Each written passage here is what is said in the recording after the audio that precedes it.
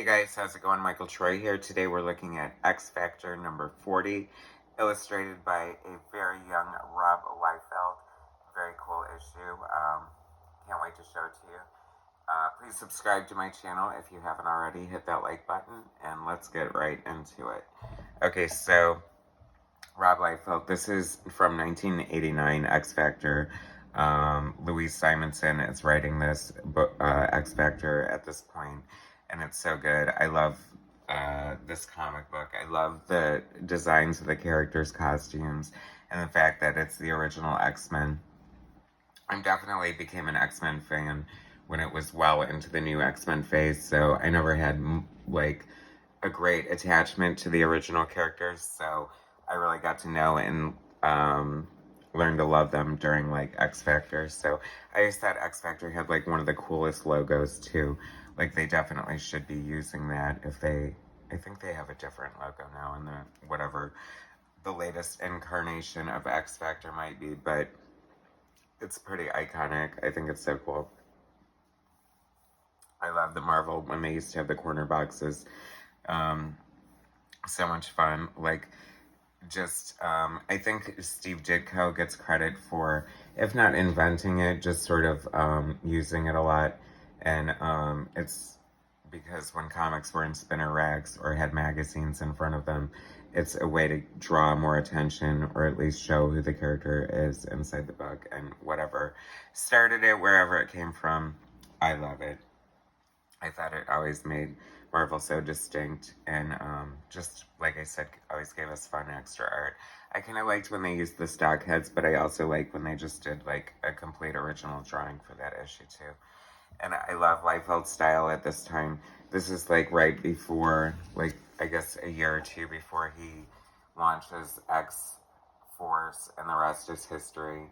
Yeah, this is like fill-in issue. I think he did an issue of the X-Men, and he did this X Factor, and then he went to become the regular penciler on New Mutants, began writing it with Fabian Nicieza, then of course transformed it into X-Force, one of the best-selling comics of all time.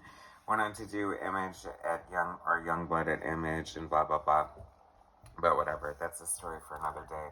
I think I discovered Rob Liefeld, like, probably seeing ads for Hawk and Dove, like, his first series, like, at 16, super impressive, by Barbara Castle, written by that, and, I think that he's very lucky to have worked with such great writers, like Louise Simonson here, and Barbara Castle, like, early in his career. I can't help but think that would help make you stronger as an artist, especially at such a young age. It is impressive that Rob was so young and broke into the industry, you know, and Marvel Comics, DC Comics, no less. You know, he definitely owned the X books. You can still see, and it's still prevalent in his style, but obviously he has a huge Art Adams influence. And Art Adams was heavily influenced by Michael Golden, so one style begets another, I guess. Louise Simonson, writer, Rob Liefeld, penciler, Al Milgrom, inker, Joe Rosen, letterer, Tom Vincent, colorist, Bob Harris, editor. I think Tom Vincent started out like an indie comics, like Comico, so it's kind of cool to see his name on a Marvel book. Bob Harris, editor, who would go on to become editor-in-chief and become a villain, depending on who you ask, I guess. Tom DeFalco, editor-in-chief. So this is after Jim Shooter has left the building. I do like the colors by Tom Vincent. I've always liked his colors. I love this effect here with the suits and just like the sort of silhouette-y effect, for lack of a better word. But I feel like this is sort of what propelled Rob Liefeld into superstardom. And this is like, you know, he's giving us so much detail, and there's a lot of detail in the background, and he's giving us like all these leaves flying in the sky and stuff. So I think he's just like really, you know, this is some of his first work, and for an X book no less. So he's really just putting his all into it, and it shows.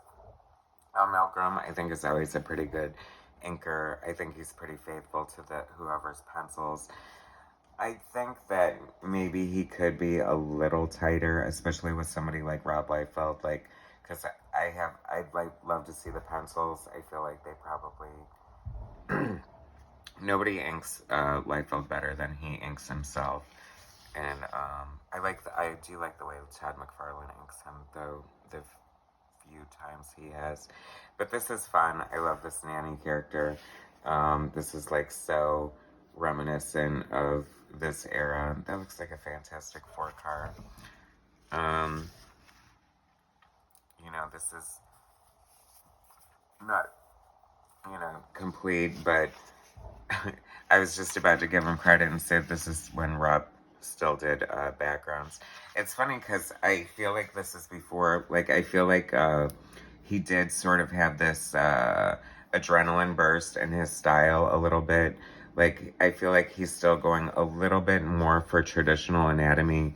It's very still what you would see kind of like Rob or Art Adams do, like in figures this size as far as the anatomy is concerned. And they all have feet, everybody. And, but then we're starting to lose backgrounds.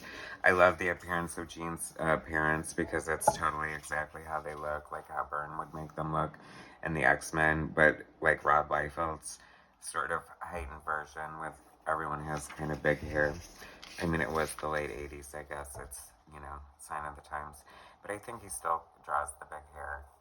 I love seeing these characters, Artie and Leech. Very, very nostalgic for this time of period of the New Mutants and what was it? The Exterminators, a book I am covering soon, a miniseries that you probably never heard of. Well, maybe you have, but whatever. Jean's big, like metal hair. I love it. She looks like a glam rocker. Fun looking beast. My favorite version of the beast. I think most people, or a lot of people, love that version. I also love this version of Archangel, Angel, like having been altered by the, apocalypse or whatever. Like sometimes dramatic transformations like that don't translate very well, and I think that's like one of the better ones. I love the design. It's so cool. A little Galactus influenced, kind of, and very Kirby influenced. So I think it is a Walt Simonson design, so that all adds up. That's interesting. I remember when you could mail away for that X-Men cartoon. I want to say, wow, $32.90 for both of them. Oh, I guess it's autographed, but whatever. Anyway, I love these long vertical panels that take up the whole page. That's very, I feel like it reminds me of George Perez a lot, and another one of the artists that Liefeld is influenced by. So I wonder if that's kind of where he got that from. But I like that big dramatic, and I'm not 100% sure on this perspective, but it works totally right there.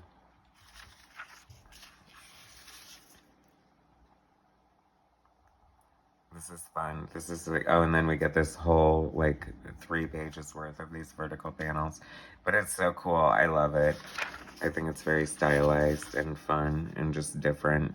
I like when, when artists take advantage of the page in front of them and just utilize it in different ways and think of new ways to do storytelling and just, make it interesting for themselves. I always imagine that too. Like, I feel like, you're alone with an artboard or whatever, a computer now, and, you just have your pencil and your imagination, and you got to draw it to, like, sort of impress yourself at the same time, even though a lot of artists, myself, always kind of hate the last thing I did, so, I mean, but then you gotta kind of like your art on some level, or else you wouldn't do it. I would hope not. I hope nobody's that masochistic. I mean, how cool is this? I love this. Like, the Liefeld just definitely has always had this great fun energy to his art. I think that comes from, like, sort of, a respect and love for Jack Kirby's comics and just like typical fun. Like, that's, I think, what always sort of put Marvel ahead of the pack is like the dynamic explosive action that they brought to the comic book page. I felt like DC was a little more static. I mean, I think they definitely caught up, and there's definitely, you know, art in DC that stands out through the years, but I just feel like Marvel was kind of more innovative as far as bringing different art styles, and you know, I mean, look, they gave us Bill Sienkiewicz and, you know, Barry Windsor Smith's Weapon X, and just like all kinds of gorgeous, crazy different art that sort of I feel was like groundbreaking in a lot of ways.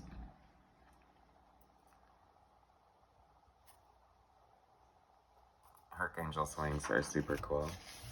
And then we get this appearance by the Brotherhood of Evil Mutants, who I think is Freedom Force. And the Blob of Freedom Force. That's so funny. Mystique. I love this classic Mystique design with the skull on the forehead and like the white costume with the flowy, whatever you call that. I want to say tunic. No, it's not a tunic, but you know what I mean. I guess loincloth, perhaps. That is so funny. That's like such great body language. I feel like, I don't know, like I said, I feel like this is the art that just like really made Rob Liefeld a superstar. And I feel like some of this is kind of lost in what he does now. Like, but it's still his signature style at the same time. That is just some really cool art. If you guys haven't seen this, or if you're Liefeld fans, if you're X-Men fans, X Factor, whatever, and you come across this book, definitely need to add it to your collection because it's truly great. I mean, some really fun early Liefeld art working for the X Office, and it's not X-Force or New Mutants. Thanks so much for watching. Subscribe to my channel, hit like, share my content, and I'll bring you some more later. Thanks, guys.